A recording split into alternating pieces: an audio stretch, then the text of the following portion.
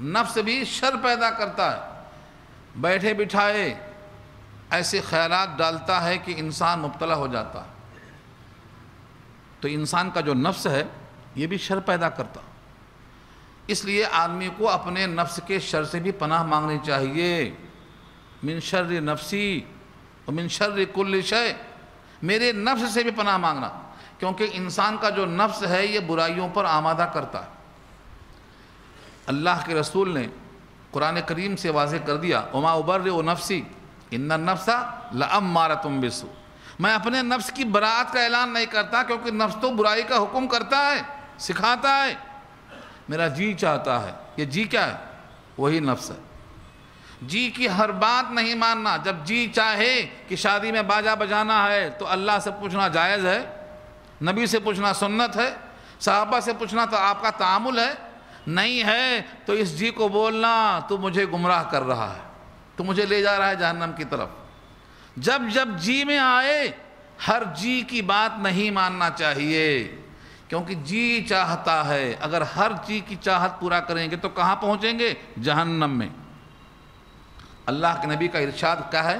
حفت النار بالشہوات حفت الجنہ بالمکارہ، جنت کے اطراف جو باڑ لگائی ہے وہ ناگوار چیزوں کی ہے، اور جہنم کے اطراف جو باڑ لگی ہے وہ خواہشات کی لگی ہے۔ میرا جی چاہا تو میں نے کر لیا، میرا جی چاہا تو میں نے وہ کر لیا۔ جب ہر دم جی کی چاہت پورا کرتے رہیں گے تو جہنم تک پہنچ جائیں گے، کوئی بچا نہیں سکے گا آپ کو۔ اس لیے فرمایا من شر ما خلق، جو اس نے مخلوق پیدا کی ہے بشمول میرے نفس کے، میں ان تمام کے شر سے اللہ کی پناہ مانگتا ہوں۔ اب جب بھی شر پیدا ہوگا کسی کی طرف سے، آپ کے جی کی طرف سے، تو اللہ کی طرف سے رہنمائی حاصل ہوگی اور آپ شر سے بچ جائیں گے۔ ومن شر غاسق اذا وقب، اور اس شر سے، غاسق کے معنی رات کی سیاہی جب وہ مکمل چھا جائے۔ رات کی سیاہی بتدریج بڑھتی ہے، دن ڈوبا تو لالی پیدا ہوتی، اس کے بعد لالی غائب ہوئی اندھیرا پیدا ہوتا، وہ اندھیرا دھیرے دھیرے دھیرے بڑھتا رہتا ہے یہاں تک کہ جب مکمل چھا جائے، جس کو فلما جن علیہ اللیل، پوری طرح رات چھا گئی، پوری طرح رات کی سیاہی چھا گئی، سناٹا آ گیا، وحشت پھیل گئی، اس کو اذا وقف سے تشبیہ دیا ہے۔ جب رات کی سیاہی مکمل چھا جائے تو ہم اس کے شر سے اللہ کی پناہ مانگتے ہیں۔ یہ رات کیوں کہا؟ دن کا ذکر کیوں نہیں؟ کیونکہ جادوگروں کا جو جادو ہے اکثر رات میں ہوتا، کیونکہ دن میں کوئی آ سکتا ہے، کوئی جا سکتا ہے، دخل دے سکتا ہے، مخل ہو سکتا ہے، لیکن رات میں چاہے جتنا وقت لگ جائے پوری رات استعمال کرو، سکون سے گنڈے میں پھونک مارتے رہو۔ اسی واسطے رات کی سیاہی سے پناہ مانگی ہے۔ اور رات میں زیادہ برائیاں ہوتی ہیں، چوری عام طور سے رات میں ہوتی، ڈکیتی رات میں ہوتی، زنا رات میں ہوتا، جتنے بھی برائیوں کے مراکز ہیں زیادہ رات میں آباد ہوتے ہیں۔ تو فرمایا من شر غاسق اذا وقب، اس اندھیری رات کی برائی سے جبکہ وہ چھا جائے۔ ومن شر النفاثات، نفاثات جمع ہے نفاثتن سے، نفاثہ کے معنی پھونکنا۔ جب کوئی جادوگر گرہیں لگاتا ہے تو اس میں ہر گرہ پہ پھونک مارتا ہے، وہ ہے نفاثہ۔ اب یہاں مؤنث لائے ہیں، نفوس کی جمع ہے پھونک مارنے والا، چاہے وہ مرد ہو چاہے وہ عورت، تو نفس کی جمع نفوس، یہ پھونکنے والے ہیں۔ اور اگر لبید بن عاصم کی لڑکیاں مراد ہے تو نفاسات میں کوئی شبہ ہی نہیں ہے، ان پھونک مارنے والیوں کے شر سے۔ وہ پھونک کہاں مارتی ہیں؟ فی العقد، گرہوں میں۔ عقد کے معنی گرہیں، گرہوں میں پھونک مارتی۔ اور جب گرہوں میں پھونک مارتی ہیں تو اس میں جو شر پیدا ہوتا ہے ہم اللہ کی پناہ چاہتے ہیں۔ ومن شر حاسد، اور حاسد کے شر سے، حاسد کے شر سے، اذا حسد، جب وہ حسد کرنے لگے۔ حاسد کسے کہتے ہیں؟ حسد کسے کہتے ہیں؟ حسد کرنے لگنے کا مطلب کیا ہے؟ حسد کے معنی آتے ہیں کسی کے زوال نعمت کی آرزو کرنا، اپنے لیے حاصل کرنے کی خواہش نہیں ہے۔ میں نے مثال دیا تھا آپ کو، ایک کبڑے کی یاد ہے؟ بھول گئے؟ کبڑے سے پوچھا گیا تیری پیٹھ اچھی ہو جائے تجھے یہ پسند ہے، یا تیری طرح سب کی پیٹھ کبڑی ہو جائے یہ پسند ہے؟ وہ کہتا ہے میری اچھی ہو چاہے نہ ہو، سب کی میری طرح کبڑی ہو جائے۔ کہا اسے تیرا کیا فائدہ ہوگا؟ کہا لوگوں نے جن آنکھوں سے مجھے کبڑا دیکھ کر ہنسا ہے، اب ان کو کبڑا دیکھ کر میں ہنسوں گا۔ یہ ہے خواہش، اس کا نام حسد ہے، اس کا نام حسد ہے۔ ان کے پاس گھر بن گیا، ان کے پاس بچے پڑھ لیے، ان کے پاس پیسہ رہا، ان کے پاس دینداری آ گئی، ان کا پورا گھرانہ دیندار دکھائی دیتا ہے، یہ ہم برداشت نہیں کر سکتے، اللہ اس کو زائل کر دے۔ یہ خواہش کرنا یہ حسد ہے۔ زوال نعمت کی آرزو حسد ہے، حصول نعمت کی آرزو یہ غبطہ اور رشک ہے، یہ جائز ہے۔ اللہ کے نبی نے فرمایا اگر کسی کو حسد کرنا ہی ہے، بمعنی غبطہ اور رشک کے فرمایا لا حسد الا علی اثنین، دو آدمیوں پر حسد کرنا ہے تو کر لو، بمعنی رشک غبطہ۔ دو آدمی کون ہیں؟ ایک وہ آدمی ہے جس کو اللہ نے مال دیا ہے، وہ دن رات مال اللہ کے راستے میں خرچ کر رہا ہے۔ اللہ مجھے بھی دیا ہوتا تو میں بھی خرچ کرتا، اللہ مجھے بھی دے دے میں بھی خرچ کروں گا، یہ رشک کرنا ہے۔ تو ایسا شخص جس کے پاس مال ہے، رجل آتاہ اللہ مالا فسلطہ علی ہلاکتہ، اس کے ہلاکت میں یعنی مال کو خرچ کرنے میں لگا ہے، دن رات لگا ہے، دن رات لگا ہے خرچ کرنے میں، کھلا رہا پلا رہا پہنا رہا ہے، فقیروں کو دے رہا ہے، جتنے بھی پریشان حال ہیں ان کو دے رہا ہے۔ یہ خرچ کرنے والا انسان قابل صد رشک ہے۔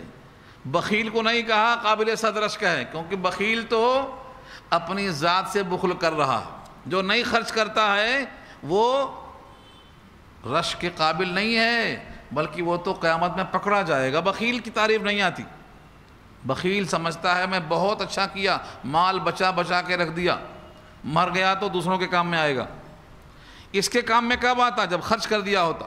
تو رشک کرنا اس آدمی پر جائز ہے جس کو اللہ نے مال دیا، خرچ کر رہا۔ اور دوسرا وہ آدمی رشک کرنے کے قابل ہے جس کو اللہ نے علم دیا ہے، قرآن کا علم دیا ہے، اور وہ قرآن کریم کے علم کو صبح شام تقسیم کر رہا ہے، کیونکہ علم گھٹتا نہیں، جتنا بانٹیں گے بڑھتا ہے، جتنا تقسیم کریں گے بڑھتا ہے۔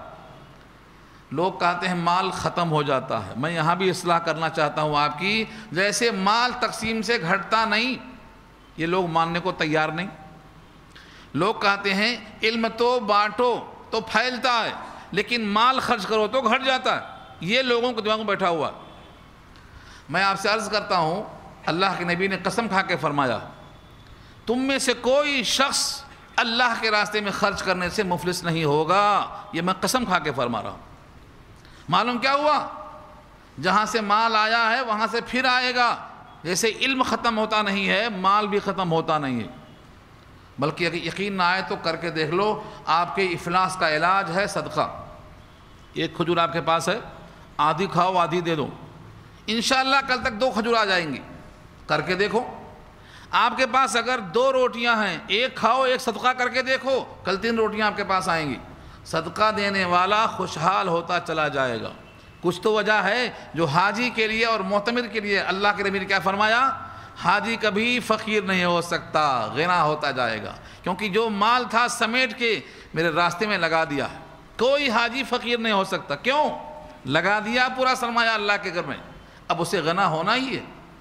تو یہ بھی خبر سن لو کہ مال خرچ نہیں ہوتا، اگر اللہ کے راستے میں خرچ کریں گے تو فقیر نہیں ہوگا۔ ہاں فضول خرچی کر دیا، شادی خانے میں لگا دیا، پڑاخہ پھوڑ دیا، باجا بجا دیا، گانے والے کو دے دیا، تھرکنے والے کو پیش کر دیا، تو اب اسے کوئی بچا نہیں سکتا افلاس سے، کوئی بچا نہیں سکتا اس کو، کیونکہ اللہ نے قرآن میں کہا ہے ان المبذرین کانوا اخوان الشیاطین، بیجا خرچ کرنے والے شیاطین کے بھائی ہیں، اور شیطان رب کا ناشکرا ہے، لہٰذا جب ناشکرا ہے تو شکران نعمت کے مقابل کھڑا نہیں ہو سکتا۔ ان کو تو زوال آنا ہی آنا ہے، آج آئے چاہے کل آئے۔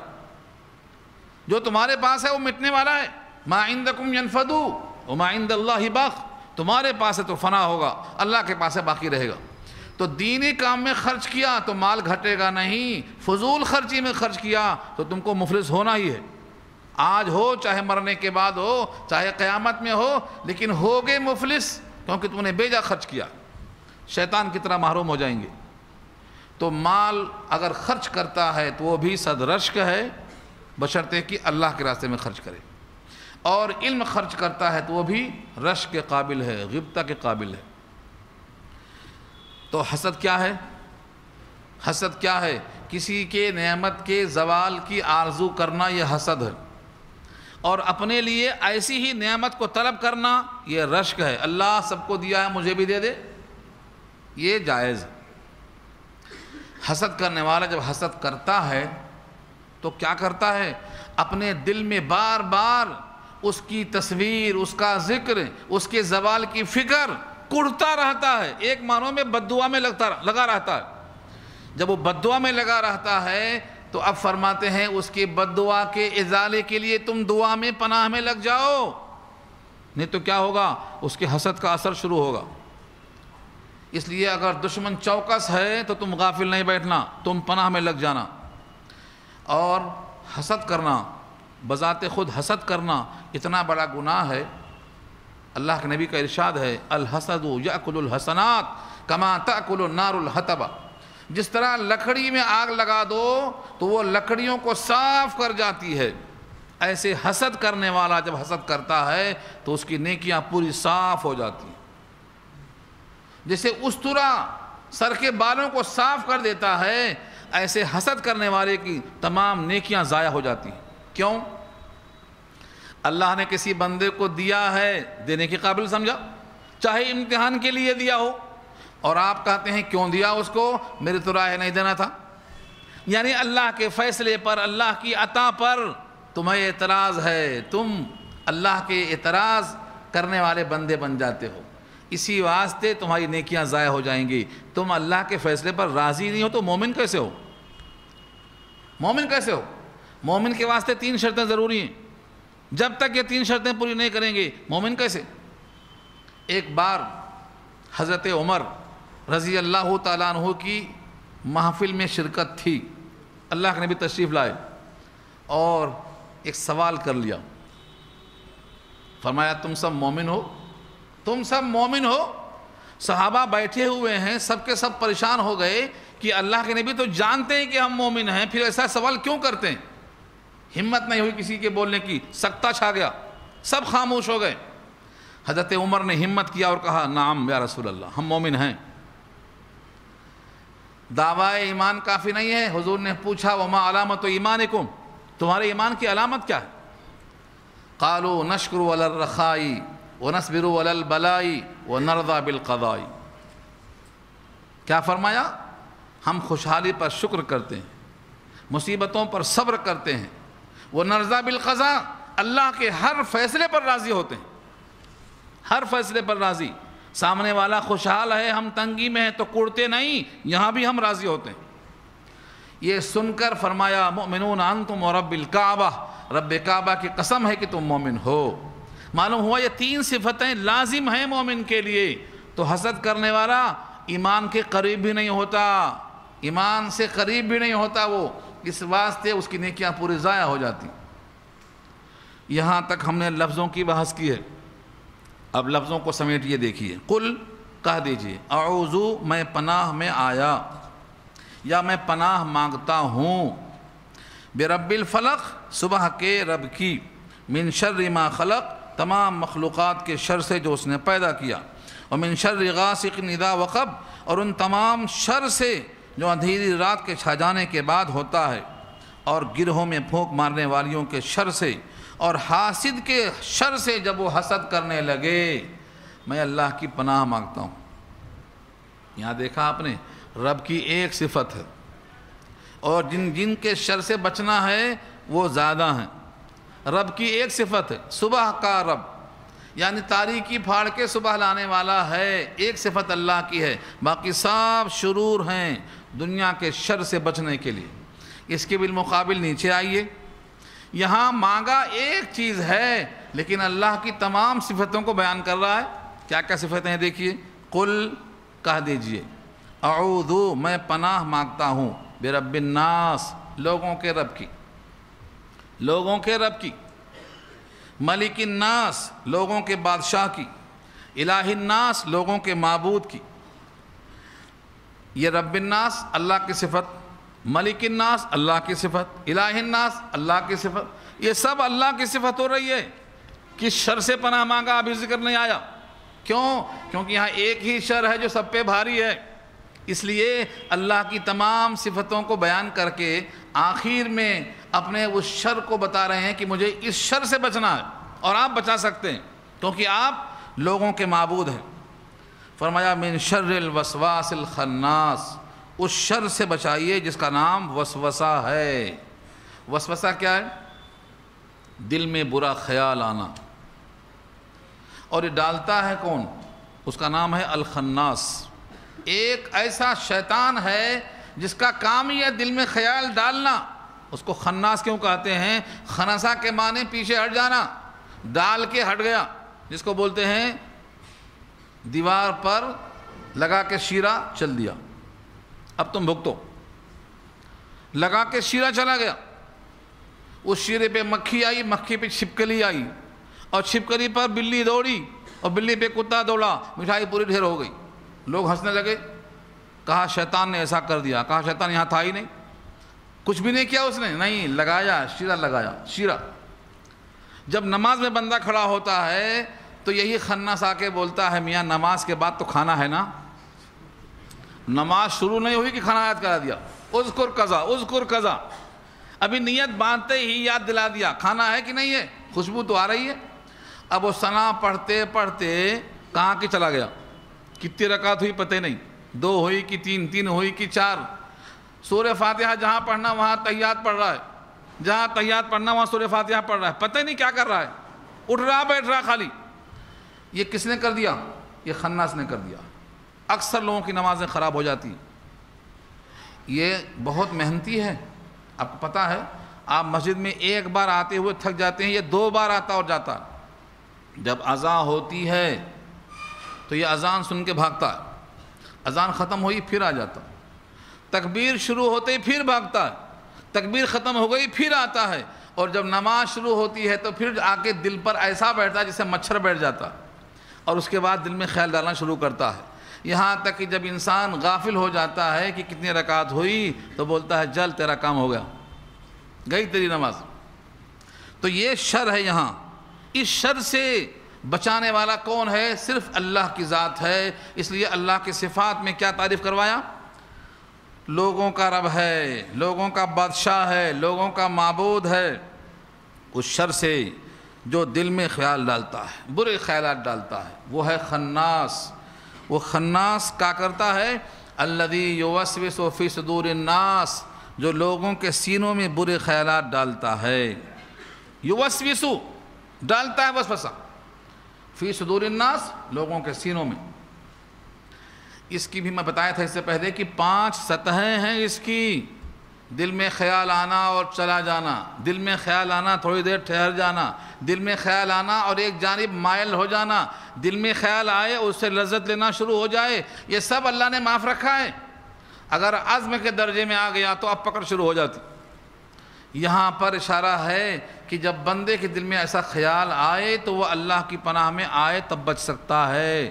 اس لیے نماز شروع کرنے سے پہلے جب آپ اعوذ باللہ پڑھتے ہیں تو ذرا دل لگا کے پڑھنا، معنی کو سمجھ کر استحضار سے پڑھنا، تو شیطان بیچ میں انشاءاللہ نہیں آئے گا۔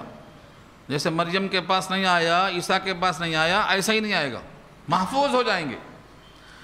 ہم لوگ سمجھتے ہیں کہ شیطان صرف شیطان ہی ہوتا ہے، اللہ فرماتے ہیں یہ شیطان انسانوں میں سے بھی ہوتا ہے۔ آگے کیا فرمایا؟ من الجنۃ والناس، وہ برے خیال ڈالنے والا جناتوں میں سے بھی ہو سکتا ہے، اور والناس انسانوں میں سے بھی ہو سکتا ہے۔ تو معلوم کیا ہوا؟ انسان بھی کچھ کام ایسے کرتے ہیں کہ شیطان بھی شرما جاتا ہے۔ ایک صاحب تھے یہاں طالب خود میری، انہوں نے ایک نظم لکھی ہے، شیطان کو معلوم ہوا جب کہ اتنے اچھے کام کرتا ہے آدم کی اولاد، تو کہتا ہے میں اب پچھتا رہا ہوں، میں جانتا کہ تم میرے ہی کام کرو گے تو سجدہ میں کر لیتا آدم کو، میں جانتا اگر تم میرے ہی کام کرو گے تو میں سجدہ کر لیتا۔ اتنا اچھے کام کرتے ہیں مسلمان، نکاح میں ناچتے ہیں، نبی کی سنت ہے یہ، فضول خرچی کرتے ہیں، نبی کی سنت ہے یہ، دوسروں کی تحقیر کرتے ہیں، نبی کی سنت ہے یہ، مہمان کو بلا کر بٹھا دیتے ہیں، کھانے کے انتظار میں بیٹھے رہو، ضیافت ہے یہ نبی کا، یہ مہمان نوازی ہے، یہ اکرام ہے نا مہمان کا۔ یہ مہمان آئے تو جتنا جلدی ممکن ہو کھانا پہنچانا چاہیے اس کو، شوگر کا مریض ہے، بھوک سے تڑپ رہا ہے، بٹھا کے رکھیں اس کو۔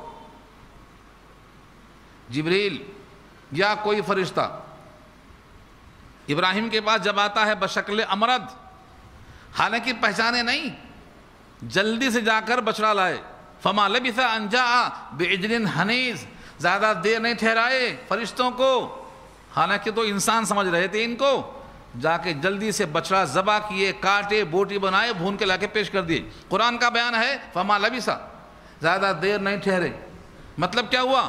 پکا نہیں تھا تو دیر نہیں ہوئی، پکا کے لانے میں جو لگتی ہے دیر اتنی دیر ہوئی۔ یہاں تو کھانا پکا تیار ہے، فلاں صاحب نہیں آئے، فلاں صاحب نہیں آئے، ڈھکا صاحب نہیں آئے، جو وقت پہ آئے کہ وہ پاگل ہیں، جو وقت پہ آئے ہیں وہ اصل مہمان ہیں، جو وقت پر نہیں آئے ہیں ان کو لگا دو غیر حاضری، مت آؤ بولنا۔ جو لیٹ آتے ہیں دوسروں کے واسطے مضر ہیں وہ۔ اللہ کے نبی تو عشاء کے بعد بات کرنا مکروہ بتاتے ہیں، عشاء کے بعد بات کرنا مکروہ ہے، اور یہاں سارا پروگرام رات میں ہو رہا، رات بھر چلتا ہے، دن بھر سوتے ہیں، تو یہ شر ہے۔ انسانوں میں سے بھی وہی کام کرنے والے بہت لوگ ہیں۔ اللہ نے خود کہا ہے وَكَذَلِكَ جَعَلْنَا لِكُلِّ نَبِيٍّ عَدُوًّا شَيَاطِينَ الْإِنسِ وَالْجِنِّ، شیاطین ہر نبی کے لیے ہم بناتے ہیں، جنات میں سے بھی اور انسان میں سے بھی۔ ہر نبی شیطان کا مقابلہ کرتا ہے۔ اللہ کے نبی کے ساتھ بھی شیطان تھا، لیکن آپ فرماتے ہیں کہ وہ مجھے نقصان نہیں پہنچاتا، سرنڈر ہو گیا ہے، ہار گیا، شکست کھا گیا۔ نبی کے ساتھ بھی ہے وہ، لیکن نقصان نہیں پہنچا سکتا، کیونکہ اللہ کی رحمت آپ پہ ہے۔ تو کوئی انسان محفوظ نہ سمجھے کہ میرے ساتھ نہیں ہے، شیطان تو لگا ہے، اس کے شر سے بچنا ہے تو اللہ کی پناہ لازم ہے۔ اب یہاں میں بات کو سمیٹنا چاہ رہا ہوں کیونکہ وقت ختم ہو رہا ہے، بلکہ ختم ہو چکا۔ دو باتیں سنا دیتا ہوں۔ نیچے کی آیت میں دیکھیے آپ نے بندوں کے ساتھ رب کو کیسا جوڑا، اعوذ برب الناس، لوگوں کا رب ہے، یہ عام لوگ مراد ہیں، لوگوں کا رب ہے، تمام انسانوں کا رب ہے۔ اس کے بعد فرمایا کہ اس سے مراد ہیں بچے لوگ، بچے، کیونکہ پہلے بچہ ہوتا ہے آدمی کا، جب آدمی پیدا ہوتا ہے وہ بچے ہوتا ہے، تو بچپن میں جتنے لوگ ہوتے ہیں ہر بچے کا وہ رب ہے، لہذا بچے کو بھی پناہ چاہیے اسی سے۔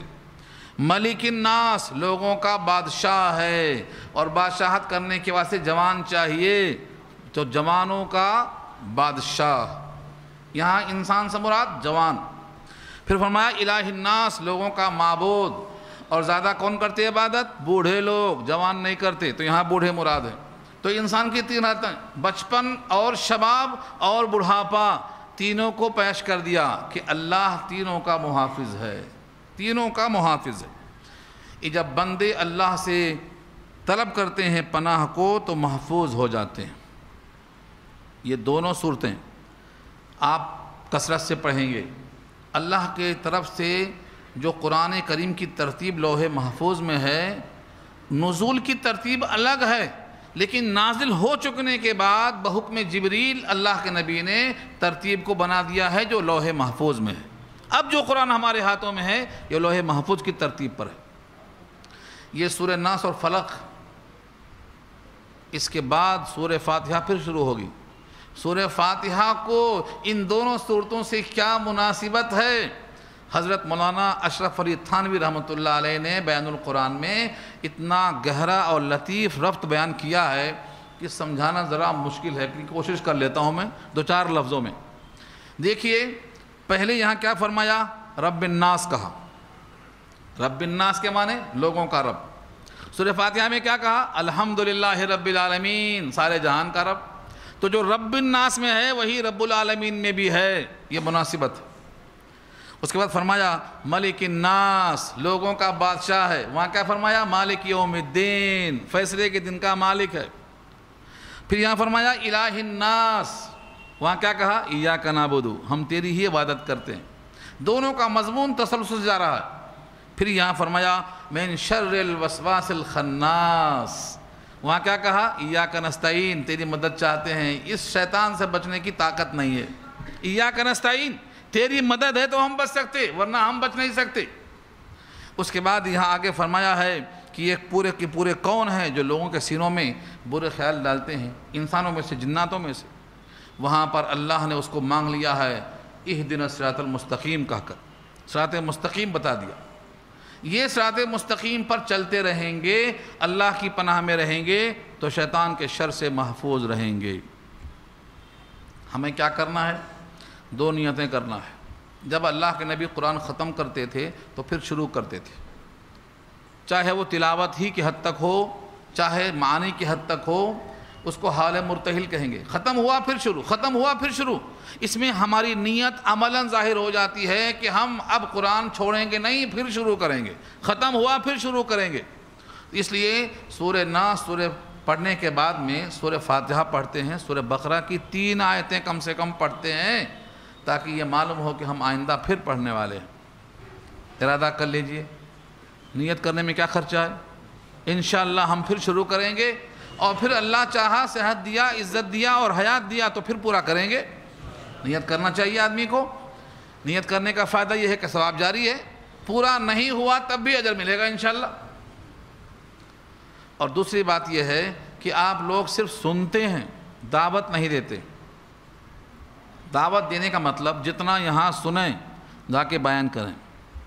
پورا نہیں سنا سکتے، آدھا صحیح، پاؤں صحیح، 10واں حصہ صحیح، کم سے کم آپ اگر سنانے والے بن جائیں گے تو آپ جیسا کہ ابھی سنایا نا، کپڑا دھوئیں گے تو ہاتھ صاف ہو جائے گا، کم سے کم آپ داعی بن جائیں گے۔